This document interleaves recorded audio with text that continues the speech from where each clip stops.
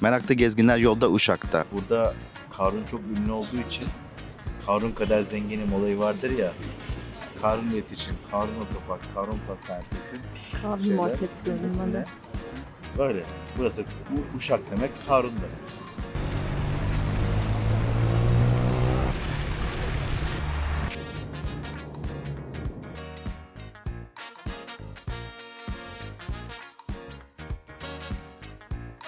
Beklediğimiz kar malzemeleri nihayet görebileceğiz.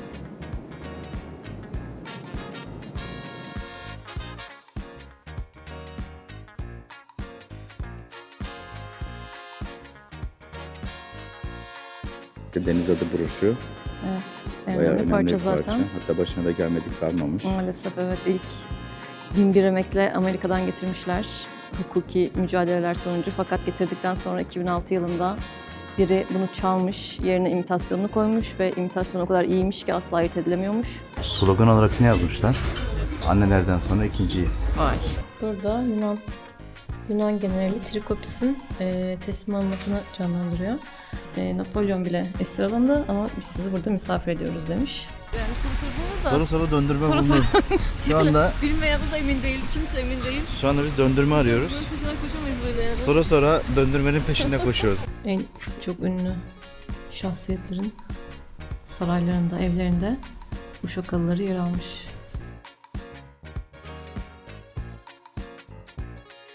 Döndürme bir çeşit börek. Galiba tepsiyi döndüre döndüre yaptıkları için böyle. Ondan döndürme demişler diye ben düşünüyorum.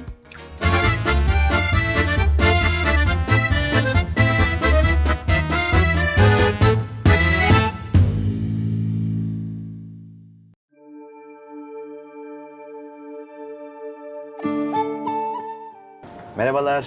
Merhaba. Meraklı Gezginler Yolda ekibi yine yollarda. Bilin bakalım nereye gidiyoruz? Geçen bölümü izleyenler biliyorlar. Evet, Uşak'a doğru gidiyoruz. Tatilimizin ikinci yarısını Uşak'ta geçireceğiz. 3-4 gün Uşak'ta kalacağız. Programı da Özlem yapıyor. Ben Özlem bıraktım komple. Normalde ben yapıyordum. Çok heyecanlı. O zaman Uşak'ta görüşürüz diyelim. Görüşmek üzere.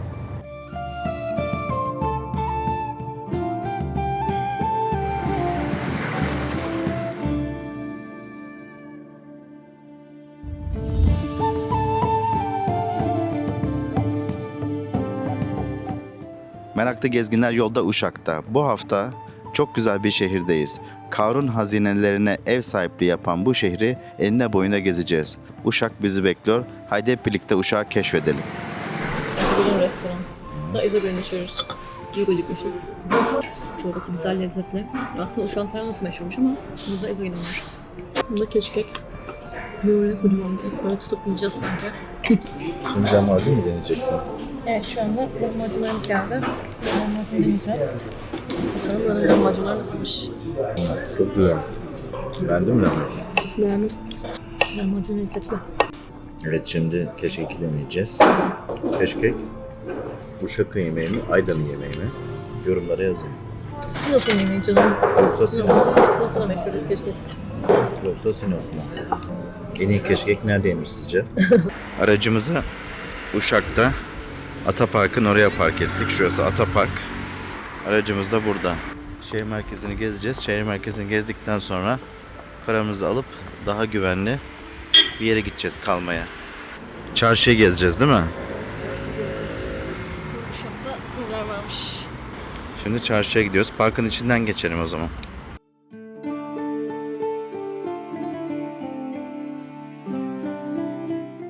Şu anda nereye gidiyoruz? Çarşıya. Şu anda Atapark'tan çarşıya gidiyoruz. Uşak'ın çarşısına gidiyoruz. Konuşmayı yeni öğreniyor. Uşak'ın. Bak burada bir sürü karavan mı bunlar? Panel var. Orada da mı çarşı var? Bence oradan geçelim bak sanki satış yapılanmışlar var gibi görüyorum ben. Gidebilir miyiz oraya doğru? Gideriz. Belki şeydir. Aa Burak. Aa pazar gibi. Buradan mı geliyormuş? Şuradan girelim. Burası kapalı pazar, Ramazan pazarı. Ha pazara mı denk geldik yine yoksa? Bakalım içeride ne var?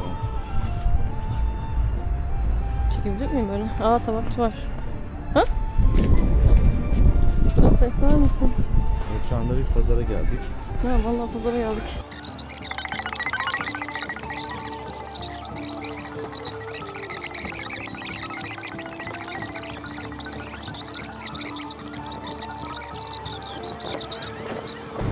Buradan Sivaslı çileği aldık. Sivaslı çileği. Burada her şey var gördüğünüz gibi. Buraya özgü Sivaslı çileği. Sivaslı'da yetişiyor. Burada bir sürü şey var. Kestane ve diğer şeyler.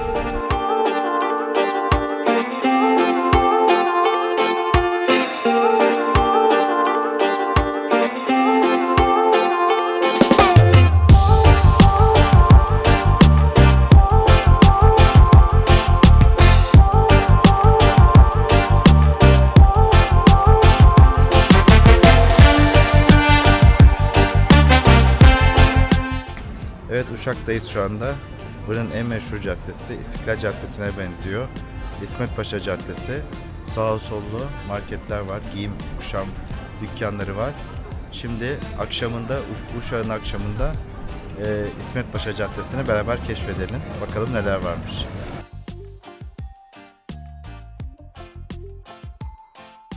Selamlar. Burada biliyorsunuz Karun'un hazinesi Uşak Arkeoloji Müzesi'nde sergileniyor. Burada Karun çok ünlü olduğu için Karun kadar zenginim olayı vardır ya. Uşak'ta öyle bir durum var. Karun İletişim, Karun Otopark, Karun Pastanesi. Karun market görünümünde. Karun denilmiş. Genellikle Karun deniliyor. Yani tüm dükkanlar ismi Karun'la başlıyor. Karun Fırınlar. Birazdan birkaç tane örnek gösteririz. Şurada mesela Karun İletişim var. Yukarıda Karun Otopark vardı. Böyle. Burası Uşak demek, Karun demek. Bu neyden yapılıyordu? Bunun içerisinde haşhaş var, az tahin var, çok az şeker var ve buğday unu. İsmi neydi? Zini hamursuzu. Zini hamursuzu. Çok güzel. Evde deneyeceğiz. Coğrafi işaret aldı bu. Ha, coğrafi İnternette işaretler. gördük. Tabii coğrafi işareti var onun. Özellikle de Uslu Selim değil mi burası? Uslu Selim, evet. Uslu Selim'den gelip alabilirsiniz. Teşekkür Zihni ederim. hamursuzunu.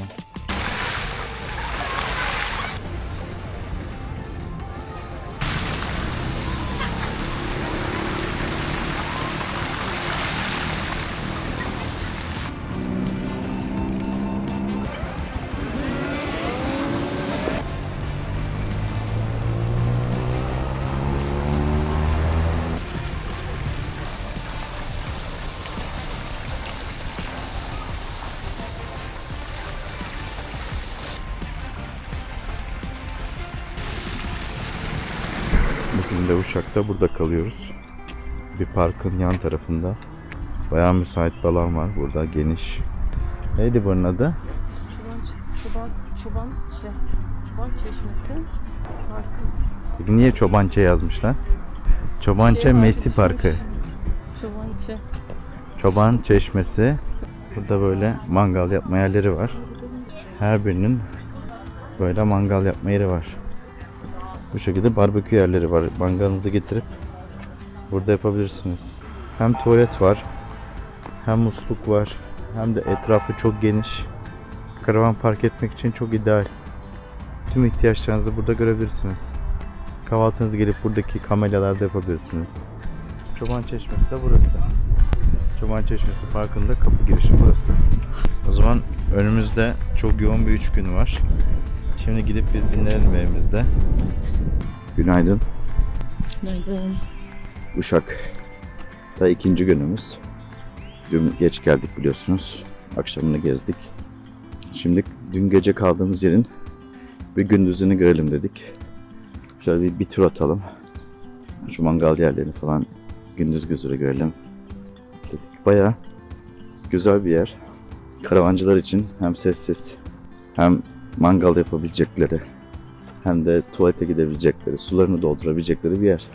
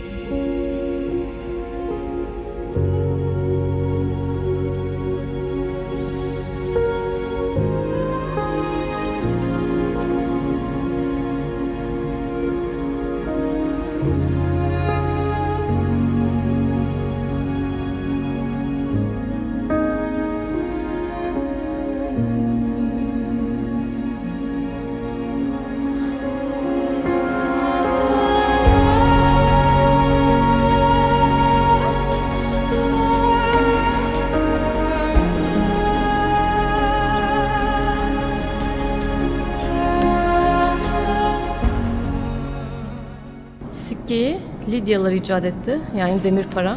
O yüzden günümüzde çok önemli bir durum bu. Böylece çok zengin olmuşlar. Zenginliklerine zenginlik katmışlar zamanında. Tabii sikkelerden de, güzellerinden de, hepsinden değil. Birebir imitasyon yapıp satılabilir. İçlerinden 3-5 tane seçilip, değil mi? Para koleksiyonu yapanlar mesela, benim ablam yapıyordu. Para koleksiyonu. Biz öyle açıp arada bakardık. Hem metal para hem kağıt para. Satılsa böyle güzel olanları, böyle kabartması güzel, çok ilgi çekenleri satılır yani, güzel olur. Merhabalar. Şimdi üst kata doğru çıkıyoruz. Üst katta bizi Karun hazineleri bekliyor. Evet, merakla beklediğimiz Karun hazineleri Evet. nihayet görebileceğiz. Şimdi yavaş yavaş çıkıyoruz hazineye doğru. Hazineye doğru. Bakalım, okları takip edelim. Lidya Krallığı yavaşlıyor. Selfie point. Şöyle bir selfie çekeyim. Böyle selfie pointler var.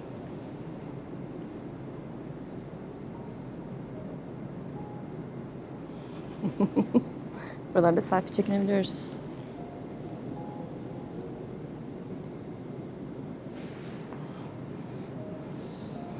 Evet, kuyumculuk ve kalıp. Burası kuyumculukla başlıyor. Karun hazineleri en sonda. Bu katta. Yavaş yavaş yaklaşıyoruz. Karun hazinelerine doğru adım adım ilerliyoruz şu anda. Çömlekçi çarkı. Çömlek günümüzde de olan. Günümüzde Kapadokya'da daha çok yapılıyor. Kapadokya'da daha çok yapılan bir el sanatı Lidya'da ve günlük zanaatı. yaşamda burada. Çömlekçilik. Burada köy yaşantısından parçalar görüyorsunuz. Çocuk oyuncaklarıyla oynuyor. Lidya'da günlük yaşam. Bir adam avcılık yapmış. Kadın bir müzik aleti çalıyor. Yine evin muhtemelen hanımı mücevherlerine bakıyor. Üstünde çok işlemeli kıyafetler var. Bir diğeri hizmetçisi. Muhtemelen bir şey istemiş, onu getiriyor. Böyle. Lidya'da günlük yaşam böyleymiş yani.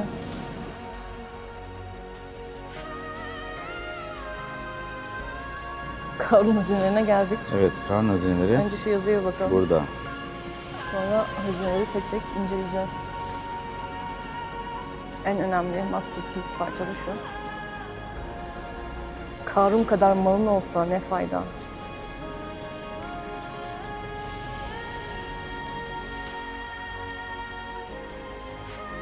Karun'u tanıyorum. Evet, Karun kimdir?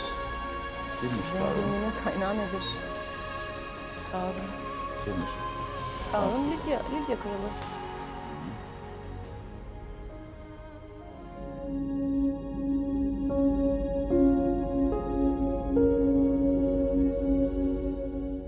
Kroisos ve Lidya krallığının sonu.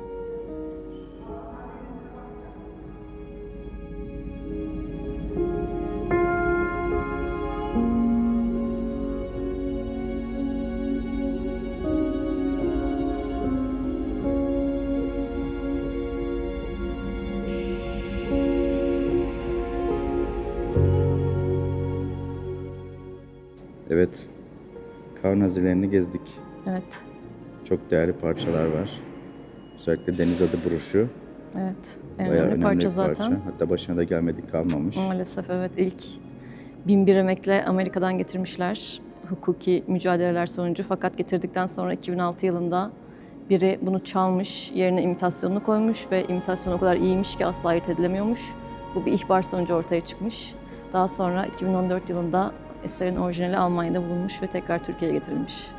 Evet, size de tavsiye ederiz Uşak'ta Arkeoloji Müzesi'ne gelmeyi unutmayın. Evet, güzel Aslında güzel. Arkeoloji Müzesi eşittir Karun Müzesi gibi Olmuş, sayabiliriz. evet. Genellikle ilgili şehirdeki en önemli konu neyse zaten o müzede o oluyor. Buranın da en önemli konusu Karun. Evet, Lidyalılar, Karun hazineleri. Şimdilik müzeden ayrılıyoruz. Sonraki durakta görüşmek üzere. Görüşürüz. Tarhana baba. Ne yiyeceğiz? En eski yerlerinden biri burası Uşak'ın. Tarhana çorbası içeceğiz. Tarhana çorbasından başka bir şey yok burada. tost var burada sadece ama biz sadece tarhana çorbası içeceğiz bugün. Burada ne var? Yarısı ürünler. Tarhana var, erişteler, turşular, reçeller. Slogan olarak ne yazmışlar? Ne yapmışlar? Şurada yukarıda bak. Dünya bir hastane olsaydı Onun yanındaki. eczanesi Tarhana Baba olurdu. Niye o değil mi işte? Yok, onun yanındaki. Göremiyorum o kadarını, sen oku. Annelerden sonra ikinciyiz. Vay. Bakalım, benim annemin tarhanası çok güzeldir. Onun tarhanasını geçebileceğini düşünmüyorum ama bakalım. Baksana bayağı bunu bir yermiş bence. Çok güzel, yöresel bir yer. Böyle tatlı kaşıklar geçeceğiz. Dışarıda notumuz var. Notumuzu çorbanın içine dökebiliyormuşuz ama ben önce biraz sade yiyeceğim. Belki sonra dökerim. Burası bir de otantik bir yer. Işıklar tahta şeklinde. Kaselerde kiremitten, değil mi? Özlem bu tip otantik ve lokal yerleri çok seviyor. Mutlaka gidelim diyor. Evet, iyi ki geldik bence. Çünkü Tarhana bayağı Baba kalabalık. 1974'ten beri tarhana çorbası Hafif satıyor. acılı sanki ama Direkt acılı getiriyor herhalde. lezzetli. Yani bir şey yazmıyor. Acı acısız değil. Şu gördüğünüz gibi nohut var. Nohutu şimdi Benim annem de mesela fasulye yemeği yaptığı zaman tarhana çorbası varsa içine fasulyeden ekleyip öyle yeriz. İzmir'de öyle yenir. yanında da neler geliyor gösterelim. Bir de turşu Kırmızı var. lahana turşusu. Çorba da bu şekilde. O zaman afiyet olsun. Afiyet olsun bize. Evet, biz tabaklarımızı yarıladık. Şimdi Beğendik çorbayı da. Almaya bile karar verdik yani. Gayet güzel çorba. Tarhana çorbası her derde devam.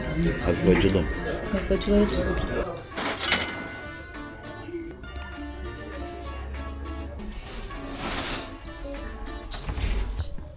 Uşak sokaklarında yürüyoruz. Evet, birazcık ıslanıyoruz. Eski Uşak evleri ama restore edilmemiş. Bak mesela restore edilmemiş hali böyle. Evet. Eski Uşak evlerinin. İşte bazı yerlerde bunları restore ediyorlar. Eski ev diye açıyorlar ama şu anda mesela bunlar restore edilmemiş. İçinde de yaşayanlar vardır büyük ihtimalle. Şu anda neredeyiz? Şu an Etnografya Müzesi ve Atatürk Müzesi. İkisi bir arada olan bir müze. Şu an burayı ziyarete geldik. Şu anda Atatürk Müzesi'ni geziyoruz. Burası silah. Koleksiyonu, seksiyon yazıyordu ama. Dibekler var.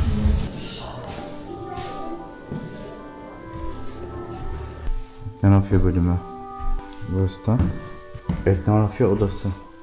Yani daha yöresel kıyafetlerin olduğu. Örtüler. Bunlar nedir? Bunlar taç gibi işte, kafaya koyulan, alna takılan vesaire. Takılar saçlara, kafaya. Bunlar Onlar da zaten işte bu. Saçlara takılıyor, kafanın çevresine. Küpeler, broşlar. Bu tarz takılar. şu an üst kata çıkıyoruz. Burası Atatürk'ün yatak odası. Genellikle Atatürk ve etnografya müzeleri Atatürk'ün o şehirde kaldığı evlerde ya da köşklerde restore edilerek yapılıyor. Çoğu şehirde bunu gördük. Bir Atatürk evi sonrası. Atatürk evinin Atatürk'ün o şehre geldiği zaman kaldığı, kullandığı evi genellikle o şehrin valiliği müze haline çeviriyor, değil mi? Evet, ama burası aynı zamanda karargah olarak da kullanılmış. O yüzden daha büyük bir öneme sahip. Bunun benzerini aslında birkaç şehirde daha gördük yine karargah olan. olarak kullanılan. Kırklareli'nde görmüştük. Galiba. Kırklareli'ndeki yukarıda. Yine gideriz. Kırklareli'nde çekeceğiz bu arada. Evet. Kırklareli'nde güzel bir vlog yapacağız. Kırklareli'nde yukarıda hem karargah hem de konaklama için kullandığı yere çekeriz. Burası da aynı şekilde Atatürk'ün çalışma odası. Nutuk'un ilk basımlarından bir tanesi. Burada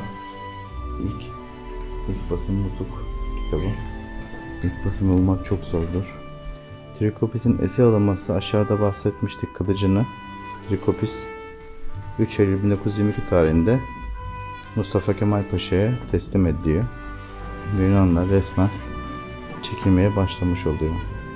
Bu canlandırmada bunu gösteriyor şu anda. Kılıcını teslim ediyor Atatürk'e.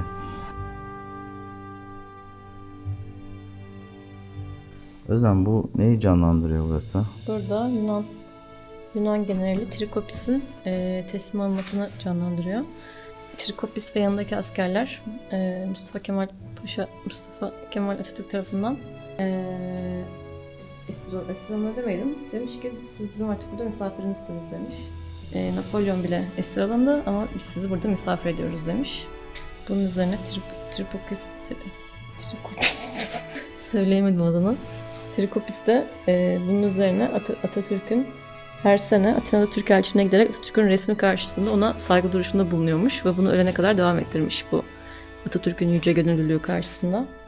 Böyle bir olay yaşanmış yani.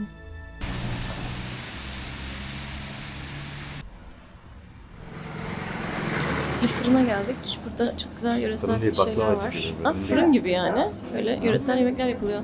Katmer, bükme, börek, bazlama. Baklavasını almayanı direkt kaparım. Baklavamızı da aldık. Bozulmaz zaten baklava değil mi? Hayır, olmaz. Bir hafta yeriz. Bilhassa benim ürünlerim hiç bozulmaz. Aa süper. Güzel. Nimet ablaydı değil mi? Aynen. Memnun olduk Nimet ablacığım. Memnun olduk. İstanbul'dan geldik. Evet. Zorla baklava dedim. Da yarım kilo baklava, bir sürü börek, çörek aldık. 300 lira civar çıktı. Ya o kadar çok baklava sordum ki en sonunda birisi almamış. Onun almadığı yarım kilo baklavayı bize verdi sağ olsun. Azimle baklava aldık yani. Şimdi Ulu Cami'ye doğru gidiyoruz. Orada görüşürüz.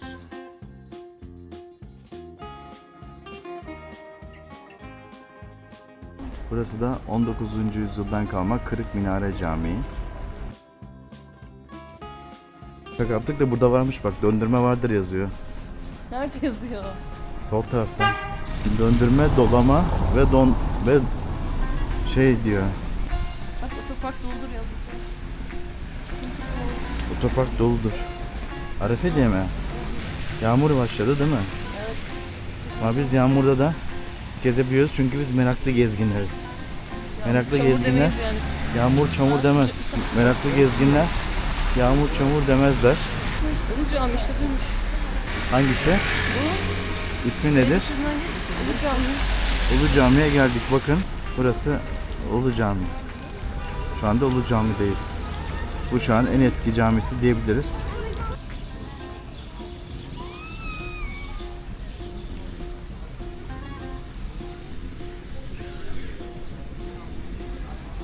Herkes bayram alışverişi yapıyor.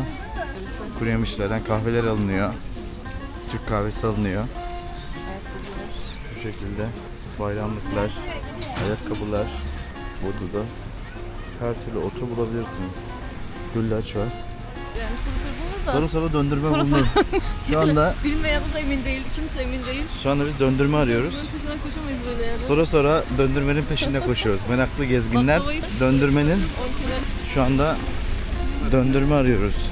Ama döndürme ararken Burmalı Camii'yi bulduk. Yani. Burmalı Cami olmasının sebebi siz de tahmin edersiniz ki minaresi burma şeklinde yapılması. Daha önce bir çeşme de varmış burada. 1570 yılında yapılan bir cami. Şu anda Uşak Kent Müzesi'ne geldik. Uşak'taki kent yaşamı, geleneksel yaşam burada canlandırılıyor. Uşak Kent Müzesi hatırası. Ben gezine gelebilir galiba ama şu an öyle bir şeyim yok yani motivasyonum ıslaz zaten. Bunlarla uğraşamayız o yüzden sadece böyle hatıra şey çektiriyoruz. Burada Uşak'ın tüm belediye başkanlarını bir arada görebilirsiniz. Uşak Hatırat. Daha önceki ismi Uşak'mış. Sonra yavaş yavaş Ş harfi düşmüş ve Uşak olmuş. Uşak soyu. Bakın burada Uşak postası var. Gazetenin adı da böyleymiş. Uşak postası. Bu şekilde. Burada daha önce Uşak'ta çıkan tüm gazeteler burada. Cirit odasındayız. Burada kocaman bir at heykeli bizim karşıladı. Cirit sahası da vardı sanırım. Biz hatta evet, Çıktı ya. bir ana binaya giriş yapmış durumdayız. Burası bayağı büyük bir yer. Bu şu an bir maketi var burada. İsmet Paşa Caddesi ve çevresi. İsmet Paşa'nın sonu gördüğünüz gibi Ulu Cami'ye çıkıyor.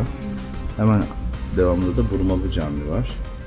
İsmet Paşa'nın tamamını bitirdiğiniz noktada burada Atatürk heykeli ve vilayet ortaya çıkıyor. Aslında tüm Uşak buranın etrafında konumlanıyor diyebiliriz. Burada meşhur siyah önlükler ve çocuklar. Kilim ve halı Uşak için çok önemli. Simayı bile Uşak oluyor. Avrupa'daki tablolar en çok ünlü şahsiyetlerin saraylarında, evlerinde uşak halıları yer almış. Bakın burası İngiltere Kralı 6. Edward. kaçıncı resim oluyor? 5. resimde şurada mesela. Bakın 5. resimde. 9. resimde yine İngiltere Kralı. 8. Henry'nin portresi varmış. 9. Uşak'ta kurulan ilk sinemanın makarasını, projeksiyon makinesini görüyorsunuz. Bayağı büyükmüş. Soba borusu gibi bir şey var demek ki alevle ışık veriyormuş. Philips marka. Philips var mı? Işık alevle mi sağlanıyordu acaba? Çünkü soba borusu var üstte. Bilenler yorumlara yazsınlar. Burası da Turhal Şeker Fabrikası. Pek kesili Türkiye'de üretilen ilk toz şeker. İlk şekerle Mustafa Kemal Türkiye sunulması.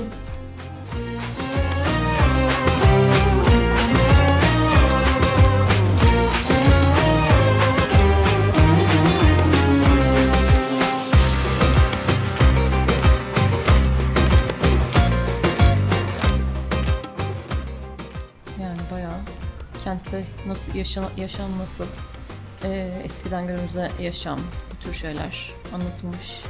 Bölüm bölüm bazı şeyler işte Uşak'ta mutfak nasıldır, işte Uşak'ta gazetecilik nasıl, bunlara tek tek anlatılmış. Güzel, ben beğendim yani, gelinip ziyaret edilebilir. Girişler ücretsiz müzeye. Biz döndürme aramaya devam ediyoruz. Biz döndürmeciler olarak, biz meraklı gezgin olarak döndürmenin peşinde gezmeye devam ediyoruz. Bulana kadar devam. Döndürmeyi bulacağız Uşak'ta. Döndürmemeden gidilmez. Bize güzel bir yer bulalım. Oraya kurulalım, bakalım. Aracın sınırlarını görmek adına da iyi oluyor lastikleri tanımak adına. Aracın nerelerden dönebiliyor, nerelerden dönemiyor, offroad kabiliyetleri nasıl, aracın vurulmaları nasıl, lastikleri nasıl yerde tutuyor. Onları da çok zorlamadan yapmış oluyoruz aslında.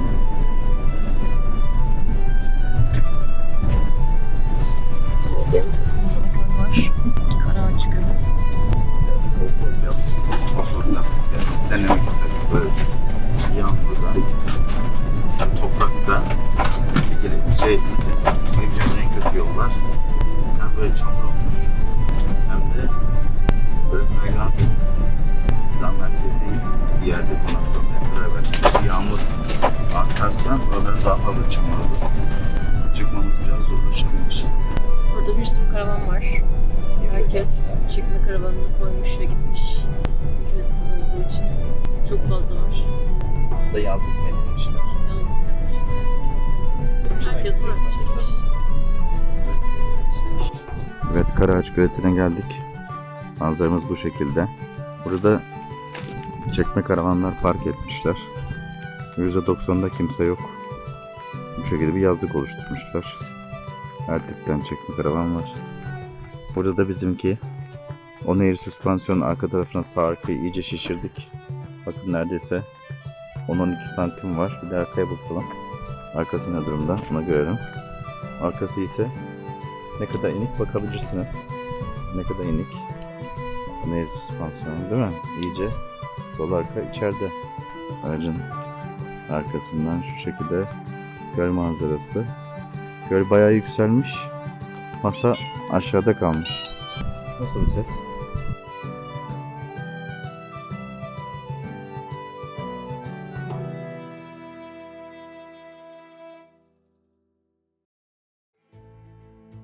Oradan çok memnun kalmadık. Buraya çektik. Çünkü çok yukarıdaydı aracımız. Bu şekilde daha mantıklı bir yere çektik. Daha düz en azından burası. Şu şekilde gösterelim. Arkayı da biraz kaldırdım. 5 bar yaptım. Biliyorsunuz arkada daha fazla maile göre. Böylece tam teraziye gelmiş oldu. Burası da manzaramız. Çoban Çeşmesi Parkı'ndaki gibi burada da her çardağa mangal konulmuş.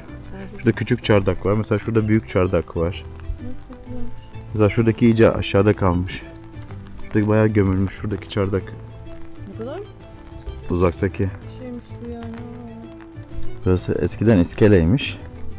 Ve yürünüyormuş. Yürünerek o kare şeylerin içinden geçerek orada iskele. Ben fotoğraflarda görüyordum, şu iskelede insanlar vardı. Hadi ya. Ha.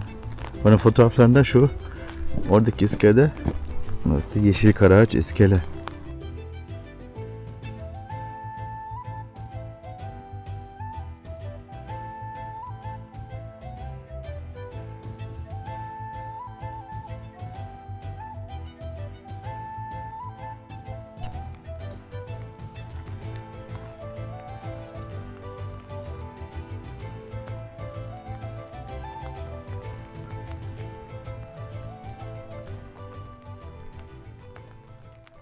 Bakın hepsi burada gösterilmiş. Evet, şu anda ne yiyoruz? Döndürme. Nedir döndürme? Döndürme bir çeşit börek. Galiba tepsiyi döndüre döndüre yaptıkları için böyle. Ondan döndürme demişler diye ben düşünüyorum. Ama tabii başka bir anlamı varsa veya niye döndürme olduğunu bilenler varsa yorumlara yazsın. Çok lezzetli. Annelerimizin yaptığı ev yapımı böreklere benziyor. Şöyle yakından gösterelim. 3 çeşit aldım ben bugün. Hepsini denemek istiyorduk zaten. Şansımıza hepsi vardı. Patatesli, ıspanaklı ve bal kabaklı. Bal kabaklısı çok tercih ediliyormuş. Onu da deneyeceğiz ve yorumlarımızı yapacağız. Ben şu an patateslisini yiyorum. Çıtır çıtır çok güzel. Çok lezzetli. En popüleri kabaklı ve ıspanaklı olan mı döndürme? Evet. Çok tercih edilenler onlar. Bugün bayağı bir uğraştık onu bulmak için. En son kapanmaya yakın bir yerde bulduk. Özlem Orada yarım saat sıra bekledi. Yarım saat sıra bekledim ve çok talep vardı. Kapının önünde kalıyordu resmen börekler. Ben bekledim yarım saat ve pişmesini bekledim. Sırayla pişti hepsinden aldım. O zaman afiyet olsun. Evet, şu an çamaşır makinemiz çalışıyor. Bayağıdır ayarlamamıştık makinemizi. Bugün bir ayarlayalım dedik, zamanı geldi. Burada yeni bir şeyimiz var. Ve Ev baklavası. bunu çok özel bir yerden aldık. Evet, bu da meşhurmuş tabii burada. Zaten aldığımız yeri görmüşsünüzdür. Hem bayram olması dolayısıyla. Gündüz dışarıdan da çekim yaptık, içeriden de çekim yaptık. Çok lezzetli bir baklava. Yani o kadar çok baklava dedim ki Bak bir de zor bulduk yani. O kadar söyledi Okay. Ya, Yok dediler, bitti azmettim. dediler. en sonunda birisi almamış. Almadı dediler. Sipariş üzerine yaptık. Hepsi bitti dediler. Orada gördük bir sürü. Evet. Hepsi dediler bunlara sipariş veremeyiz. Okay dedi bir dilim verseniz ne olur dedi. Lütfen dedi. Ben dedim ki en sonunda ya dedim sahibi şu an dedim içeri girse dedim şu tepsinin sahibi. Tepsinin sahibinden 2 dilim rica edeceğim dedim. Onun üzerine de artık hayır diyemediler ve yarım kilo tezgahın altında vardı. Size verin Evet, dediler. var mı aslında Hani derseniz ya fakat Türkiye'de bilmiş ama. hiç mi yok diye. Hiç mi Birkaç yok? tane ekmeği hatırı sayılır müşteriniz için ayırırsınız ya tezgahın altında. Bunun gibi oldu. Yani ben hiç mi yok deyince Ya tezgahın aslında başka altından bir müşteriye satacaklarmış ama müşteri bunu az Yarım bulmuş. Daha fazla olmasını istemiş. Onlar da paketleyip orada unutmuşlar gibi bir şey olmuş yani.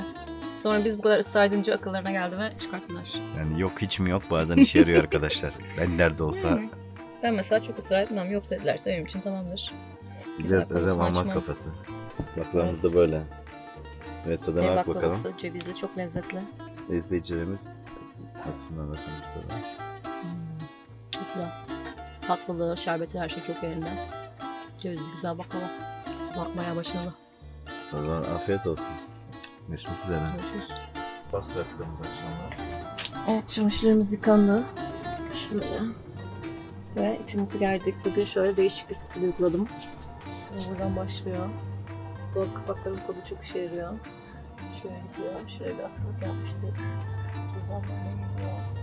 Buradan böyle geliyor. Buradan tekrar mutfağa gidiyor. Ve buradan tekrar buraya geliyor. Son şey. Burası. Bayağı bir alanımız oldu. Bayağı bir alanımız oldu yani asmak için. Normalde ilk yaptığımızda mesela bundan çok daha azdı. Her yaptığımda kendimi daha çok geliştiriyorum bu konuda. Çok fazla işimiz var. Ve asacağız ve kuruyacak burada ve bastığımız çalışıyor zaten. Tuvaletin sıcak. kapısı ipe çarpmıyor değil mi? Çarpmaz. Gece de zaten bu bölgede olacağımız için buralarda hiç birimiz olmayacağı için herhangi bir bizi engelleyecek bir durum yok. Şu an otururken belki engeller ama zaten yani bir kere geçeriz biter. Sorun olacağını düşünüyorum. Ve basto çalışınca çok hızlı bir şekilde kuruyor. Sonra düşüyoruz. Çarpmayı buraya asacağım ki geçerken çok fazla çarpmasın fazla. Gerekirse mandalı takarız. Mandalı biz bıraktık içime. Ben de çok Ben- Evet, merhaba. Çamaşırlarımızı astık. serdim. Böyle görünüyor. Bayağı bir bu sefer kaçık oldu. Bayağı ip olmasına rağmen parça sayımız birazcık fazlaymış. O yüzden anca etti yani ucu ucuna. Böyle değişik bir enstalasyon oldu yani. Sergi açmış olduk. Yani sabaha kadar kuruyacak bu. Ama Biz engelliyor ama hayır. Devam edeceğiz. Engelliyor ama hayır. Özleme doğru döndüremiyorum çünkü orada faul çamaşırlar var. Bu şekilde tek açıdan Kuruyanlar çekebiliyoruz. kurur, kurumayanlar artık yatağın üstüne bir şekilde atarız, bir şey yaparız. Görüşmek Diğer üzere. gün içinde de diğerleri kurur. Bu kadar.